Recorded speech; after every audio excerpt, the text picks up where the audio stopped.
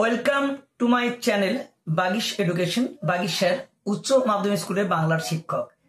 আজকে আমি দ্বাদশ শ্রেণীর 2025-এ যারা পরীক্ষা দিচ্ছ ফাইনাল, তাদের জন্য আজকে এসেছি সাহিত্যের ইতিহাস নিয়ে। তোমরা জানো বাংলা ভাষা ও সাহিত্যের ইতিহাস, শিল্প সংস্কৃতি, সাহিত্যের ইতিহাস থেকে তোমাদের বড় প্রশ্ন 5 নম্বরে 2টো লিখতে হয় এবং 1 নম্বর 3টে এমসিকিউ প্রশ্ন বা ছোট কোশ্চেন লিখতে হয়। এত নম্বর থাকে তোমাদের বাংলা সাহিত্যের ইতিহাস থেকে। এইখান থেকে অনেকে কিন্তু প্রশ্ন উত্তর ঠিকঠাক কমন পায় না, ঠিক মতো লিখতে পারে না। তাদের জন্য আজকে আমার এই প্রয়াস। তোমরা যদি বাংলায় 90 অ্যাবাভ মার্কস পেতে চাও, তাহলে কিন্তু তোমাদের ক্ষেত্রে অত্যন্ত গুরুত্বপূর্ণ হতে চলেছে এই ক্লাসটি। যারা আমার পরিবারের সদস্য আছো তাদের মোস্ট ওয়েলকাম। এখনো যদি কেউ সদস্য না হয়ে থাকো তাহলে অবশ্যই চ্যানেলটিকে সাবস্ক্রাইব করো, লাইক করো এবং বেল আইকন অল ক্লিক করতে একদম ভুলে যাবে না। তার সাহিত্য ইতিহাস থেকে তোমাদের 4টা বিষয় টপিক আছে। একটা অধ্যায় হচ্ছে গান, বাংলা গানের ধারা। এইখান থেকে একটা প্রশ্ন তোমাদের অবশ্যই থাকে। নাম্বার 2 হচ্ছে তোমাদের চলচ্চিত্র বা সিনেমা। নাম্বার 3 হচ্ছে তোমাদের ছবি বা চিত্রকলা। আর নাম্বার 4 হচ্ছে কি তোমাদের ক্রিয়া সংস্কৃতি। এই 4টা বিষয় থেকে তোমাদের কিন্তু সাজেস্টেড স্ক্যান করে করে পড়তে হয়, নাহলে কিন্তু সব প্রশ্ন মাথায় রাখা যায় না। তা আজকে আমরা দেখিয়ে দেবো 2025-এর জন্য কোন কোন প্রশ্ন গুরুত্বপূর্ণ, বড় প্রশ্ন এবং অবজেক্টিভ। তোমরা কিন্তু মন দিয়ে ক্লাসটি করো এবং প্রিয় বন্ধু ও বান্ধবীদের এই ভিডিওটি শেয়ার করে দাও।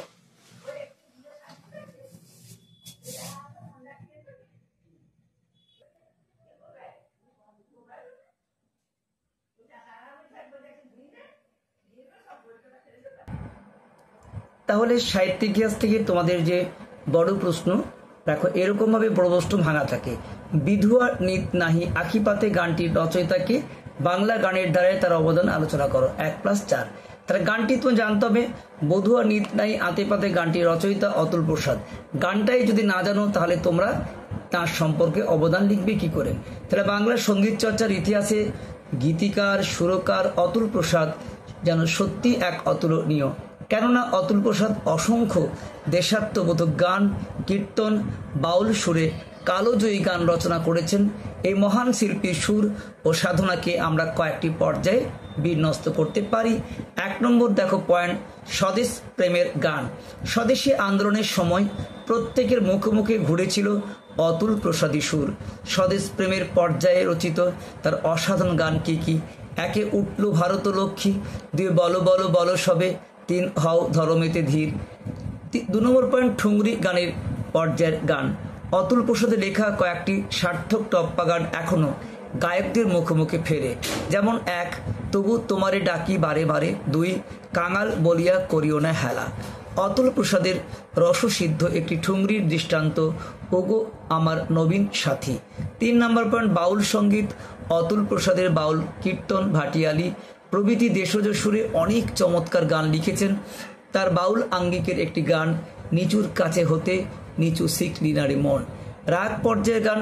অতুল প্রসাদ গৌড় মল্লার আশাবরী কিংবা মিশ্র রাগে অসাধারণ গানগুলি গিয়েছিলেন। এই পর্যায়ের গানগুলির মধ্যে উল্লেখযোগ্য হচ্ছে মুরলী কাঁদে রাধে, আশাবরী কিংবা কে আবার বাজায় বাঁশি মিশ্র রাগের। ঋতু পর্যায়ের গান। মল্লার রাগে বেশ কয়েকটি প্রকৃতি পর্যায়ের গান লিখেছেন। এমন একটি অসাধারণ গান মল্লার রাগে গাওয়া বধুয়া নিত নাহি আখি পাতে। আবার বসন্ত ঋতুর আহ্বানেতে লেখেন, বন দেখে মোর মনির পাখি ডাকলো ডালে ডালে। দ্বিতীয় প্রশ্ন, গৃহপ্রবেশ ছায়াছবিতে নেপথ্য শিল্পী হিসেবে কার আত্মপ্রকাশ ঘটে? বাংলা গানের ধারায় তার অবদান। গৃহপ্রকাশ ছায়াছবিতে নেপথ্য গানের শিল্পী মান্না দে। ভূমিকা কি হবে? আধুনিক বাংলা গানের ধারায় শুধুমাত্র বাঙালি নয়, আপামর ভারতবাসীর মনে নিজের স্থান করে নিয়েছেন বা অমর করে নিতে পেরেছিলেন মান্না দে। সুরের সাবলীলতায় তিনি অনায়াসে পৌঁছে গিয়েছিলেন সঙ্গীত প্রেমীদের হৃদয়ে। পিতৃদত্ত নাম ছিল কি না প্রবোধ দে। তারপরে দেখো পয়েন্টস তোমাদের যে শিক্ষা। শৈশবে সঙ্গীত বিশেষজ্ঞ কাকার কাছে তার শাস্ত্রীয় সঙ্গীতে হাতেখড়ি। কাকা ছাড়াও দেবেন খাঁ, ওস্তাদ আমন আলী খাঁ, ওস্তাদ আব্দুল রহমান প্রমুখের কাছে সঙ্গীত তালিম নিয়েছিলেন। আত্মপ্রকাশ 1942-এর তমন্না ছবিতে নেপথ্য শিল্পী হিসেবে তার প্রথম আত্মপ্রকাশ ঘটে। যদিও তার আগের যে বিদ্যাসাগর কলেজের মঞ্চে গায়ক হিসেবে তিনি কিছুটা পরিচিত হলেও তার কাকার সহকারী হিসেবে মুম্বাই আসার পর থেকে তিনি সতীনদেব বর্মনের সুরে তোমাদের যে মশালা ছবিতে উপর গগন বিশাল গানটি গিয়ে সাফল্য অর্জন করেছিলেন। উল্লেখযোগ্য গান, বাংলা সিনেমায় তার প্রথম আত্মপ্রকাশ ঘটে গৃহপ্রবেশ ছায়াছবিতে। উত্তম কুমারের লিপিকে প্রথম তার কাছে এসেছি গান তার অন্যমাত্রা দান করেছিল। বিভিন্ন ছায়াছবিতে তার গানগুলি বাঙালি চিরকালের সম্পদ। কফি হাউসে সেই আড্ডাটা আজ আর নেই, হাজার হাজার হাজার টাকার ঝাড়বাতিটা, আমিও সে জলসা ঘরে, আমি শ্রী ভজহরি মান্না, যদি কাগজে লেখো নাম, গানটা কিন্তু খুব সুন্দর, আমার আজও হৃদয়ে কাটে।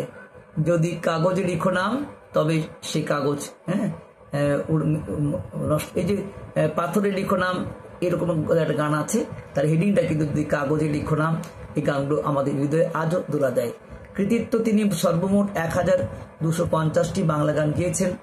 এর মধ্যে 661টি চলচ্চিত্র, 365টি আধুনিক গান, 46টি রবীন্দ্রসঙ্গীত এবং 84টি শ্যামা সঙ্গীত, 3টি দ্বিজেন্দ্রগীতি, এছাড়াও উড়িয়া, পাঞ্জাবি, মারাঠি, অসমিয়া, নেপালি, কন্নড় প্রভৃতি ভাষাতেও তিনি গান লিখেছেন। পুরস্কার, দীর্ঘ সঙ্গীত জীবনে জুটেছে নানান পুরস্কার, একাধিকবার লাভ করেছেন নেপথ্য শিল্পীর পুরস্কার, লতা মঙ্গেশকর, শ্যামল মিত্র অ্যাওয়ার্ড, আনন্দ পুরস্কার, আলাউদ্দিন পুরস্কার, বঙ্গ বিভূষণ পুরস্কার তিনি পেয়েছেন।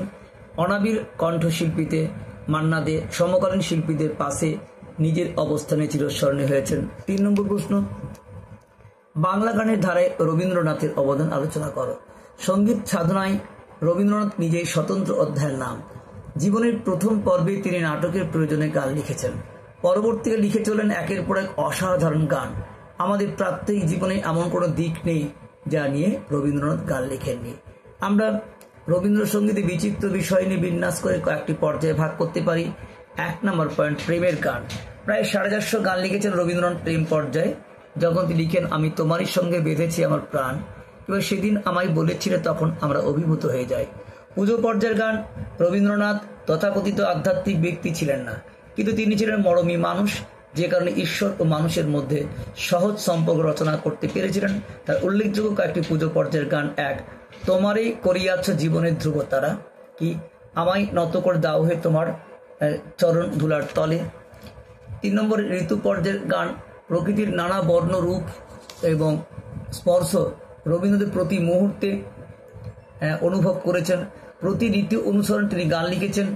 শরৎ ঋতু নিয়ে লিখেছেন তোমাদের কাছে শরৎ তোমার অরুণ অঞ্জলি। আবার বসন্তকাল নিয়ে লিখেছেন কবিতা এসো এসো বসন্ত ধরাতলে। বাউলের আঙ্গিকে গান আছে। বাউল গান ছিল রবীন্দ্রনাথের প্রিয় বিষয়। তিনি বাউল আঙ্গিকে লিখেছেন বেশ কিছু গান। এর মধ্যে বিশেষ উল্লেখযোগ্য গান গ্রাম ছাড়া ওই রাঙা মাটির পথ, কি ও আমার মন ভুলায় রে, কি যদি তো ডাক শুনি কেউ না আসে, গানগুলি খুবই বিখ্যাত। স্বদেশ সঙ্গীত। রবীন্দ্রনাথ স্বদেশ প্রেমিক ছিলেন। তার স্বদেশ প্রেমমূলক গানগুলি উল্লেখযোগ্য। জনগণমন অধিনায়ক, জয় হে ভারত ভাগ্য বিধাতা। এভাবে নানা গানের ডালি নিয়ে রবীন্দ্রনাথ আমাদের স্মৃতিসত্তা ও ভবিষ্যৎকে জাগিয়ে দিচ্ছেন। তারপরে গুরুত্বপূর্ণ প্রশ্ন হচ্ছে বাংলা গানের ধারায় কাজী নজরুল ইসলাম। রবীন্দ্র পরবর্তী যুগের বাংলা গানের ইতিহাসের সবচেয়ে বিখ্যাত ব্যক্তিত্ব কাজী নজরুল ইসলাম। 1899 থেকে 1976। তিনি 1928 গীতিকার হিসেবে আত্মপ্রকাশ থেকে শুরু করে 1942 স্তব্ধবাক হয়ে যাওয়া পর্যন্ত 3249টা গান লিখেছিলেন। তার মধ্যে ভক্তিগীতি নজরুলের ইসলাম নতুন এক মাতৃগীতির ডালি নিয়ে বাঙালির সামনে হাজির হয়েছিলেন। শুধু মাতৃসঙ্গীতে নয়, ইসলাম সঙ্গীত, কৃষ্ণ সঙ্গীতের বহু রকমের গান তিনি লিখেছেন। তার মধ্যে উল্লেখযোগ্য কয়েকটা গান। 1, কালো মেয়ের পায়ের তলায়, 2, বল রে বল জবা, কি খেলিছ বিশ্বলয়ে। রাগ পর্যায়ের গান। নজরুলের ঠুংরি ও ভূপালী রাগের গানগুলি আজও সকলের মুখে মুখে। এই পর্যায়ে কিছু গান। অঞ্জলি লহমর, কি এসো শারদ প্রাতের পথিক। প্রেমসঙ্গীত ও গজল। নজরুলের ইসলামের প্রেমসঙ্গীত গজলগুলি তুলনাহীন এবং রসসিদ্ধ। আরবি ফার্সি শব্দ ব্যবহারে গজলগুলি হয়েছে আকর্ষণীয়। তার কয়েকটি গজল। 1, দেখো আমি চিরতরে দূরে চলে যাব, কি গুল বাগিচার বুলবুলি। 4 নম্বর, লোকসঙ্গীত ও হাস্যরসাত্মক গান। শৈশবে লেটো দলে প্রবেশের জন্য নজরুল পল্লী গীতি শতাধিক রচনা করতে পেরেছিলেন এবং ইংরেজ সরকার ও তৎকালীন সমাজকে নিয়ে নজরুলের লেখা হাস্যরসাত্মক গানগুলি জ্বালাময়ী। যেমন 1, পদ্মার ঢেউ ভাটিয়ালি, তেপান্তরে মাঠে ঝুমুর, আমি ভাই খ্যাপা, এটা বাউল। তারপরে দেখো হিন্দি গানে কিছু আছে, নজরুল গানে যেভাবে হিন্দি সুরের প্রভাব আছে তাই ইতিপুরে কোনো সুরকারের ক্ষেত্রে নেই। এই পর্যায়ে বেশ উল্লেখ গান। একে দেখো, আগা তুম রাধা হতে শ্যাম, দূর দীপবাসিনী, কি মোমের পুতুল মোমের দেশের মিশরীয় শির। এইভাবে কাজী নজরুল ইসলাম কখনো বিদ্রোহী কবি প্রতিবাদ করেছেন, আবার কখনো বা আপামর বাঙালি মন কেড়ে নিয়েছেন। তাহলে তোমাদের প্রশ্নগুলো 4টা বলে দিলাম এই তোমাদের সাহিত্য ইতিহাস থেকে। এখান থেকে কিছু অবজেক্টিভ প্রশ্ন করবে, দেখো এবং উত্তর আলোচনা প্রত্যেকটি হবে। বাঙালি আদিগানের সন্ধান পাওয়া যায় কোথায়? চর্যাপদে। আধুনিক পাঁচালীর উপকার কাকে বলায়? লক্ষ্মীকান্ত বিশ্বাস এবং গঙ্গা নারায়ণ নস্করকে। খেয়াল শব্দের অর্থ কি? যথেচ্ছাচার। প্রথম স্বদেশী সঙ্গীত কি? হেমচন্দ্র বন্দ্যোপাধ্যায় ভারত সঙ্গীত। গ্রামচার ওই রাঙামাটির পথ রচয়িতা এটি কি জাতীয় গান? ভাটিয়ালি। রবীন্দ্রসঙ্গীতকে সরল লিপিবদ্ধ কে করেছেন? দীনেন্দ্রনাথ ঠাকুর। তুমি নির্মল করো মঙ্গল করো মলিন মর্ম মোছায় গানটি রচয়িতাকে? রজনীকান্ত সেন। বাংলা গজল গানের পথিকৃৎ কাকে বলা হয়? অতুল প্রসাদ সেন। চারণ কবি মুকুন্দ দাসের পিতৃদত্ত নাম কি? যজ্ঞেশ্বর দে। বাংলায় সর্বপ্রথম ধ্রুপদ গান রচনা করে কে করেছিলেন? রামশঙ্কর ভট্টাচার্য। আচ্ছা, তারপরে তোমার চর্যার যুগে সঙ্গীতে কটি অঙ্গ? 6টি। শ্রীকৃষ্ণকে রাগরাগিনীর সংখ্যা 32টি। কীর্তনে ভাগগুলো লীলা নাম কীর্তন বা সংকীর্তন এবং লীলা কীর্তন বা রস কীর্তন। লহর বলতে বোঝায় ব্যঙ্গোক্তিপূর্ণ হাস্যরসাত্মক গান। পাঁচালী গানে প্রথম শাস্ত্রীয় রাগ ও তালে ব্যবহার কে করেছেন? লক্ষ্মীকান্ত বিশ্বাস। যাত্রা শব্দে উল্লেখ পাওয়া যায় কৌটিল্য অর্থশাস্ত্র। বাংলা খেয়ালের চর্চার সূত্রপাত রঘুনাথ রায়ের হাত ধরে। তারপরে দেখো, রূপচাঁদ পক্ষীর প্রকৃত নাম কি? গৌরদাস মহাপাত্র। মধুসূদন নাটকগুলিতে গানের ব্যবহারের জন্য সাহায্য নিয়েছেন কার? তোমার যতীন্দ্র মোহন ঠাকুরের কাছে। পক্ষীদলের প্রতিষ্ঠাতা শিবচন্দ্র ঠাকুর। বল বল বলসবে রচয়িতা অতুল প্রসাদ। গ্রামোফোন কোম্পানির গীতিকার হিসেবে নজরুলের আত্মপ্রকাশ 1928। বললে বলজ বা ভক্তিমূল গানটি রচয়িতা নজরুল। সুকান্তে রানার কবিতার সুর আরোপ করেছিলেন সলিল চৌধুরী।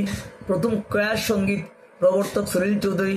ভারতবর্ষ সূর্যের এক নাম রচয়িতা শিবদাস।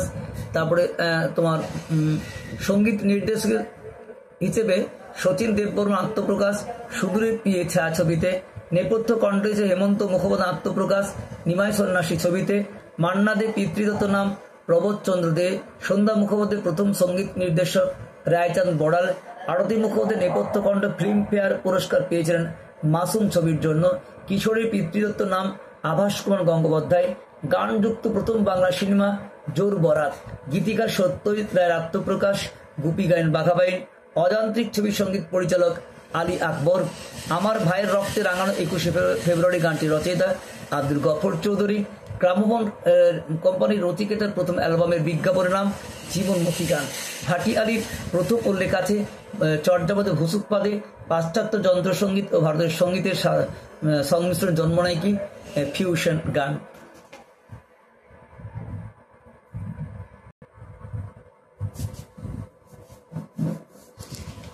তাহলে তোমরা বাংলা শিল্প সাহিত্য ইতিহাস থেকে দেখলে 4টা বড় প্রশ্ন তোমাদেরকে দেখানো হলো এবং 40টা ছোট প্রশ্ন দেখানো হলো। এইখান থেকে তোমরা কিন্তু 2025-এ অবশ্যই কমন পেয়ে যাবে। তাহলে তোমরা ভালো করে পড়ো। এখান থেকে তোমাদের নিশ্চিত রূপে যে প্রথম ছক মোট 2টো তোমাদের করতে হয়, আর 2টো জায়গা তো করতে হবে 4টার মধ্যে। বাংলা গান, তার মধ্যে গুরুত্বপূর্ণ প্রশ্ন এখান থেকে তোমাদের বলে দিলাম। অতুল প্রসাদ, মান্না দে, রবীন্দ্রনাথ এবং তোমাদের নজরুল ইসলাম, এই 4টা নিয়ে আলোচনা হলো। সঙ্গে তোমাদের 40টি অবজেক্টিভ প্রশ্ন উত্তর সহ আলোচনা করো। সমস্ত বড় প্রশ্নের উত্তর আলোচনা, সমস্ত ছোট প্রশ্নের উত্তর আলোচনা করা হলো।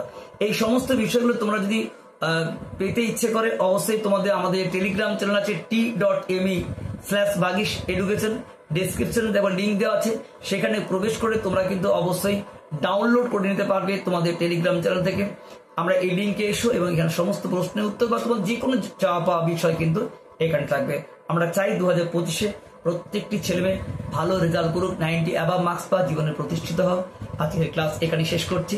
দেখা হচ্ছে আবার নেক্সট ভিডিওতে। এই পর্যন্ত তোমরা সকলে ভালো থেকো।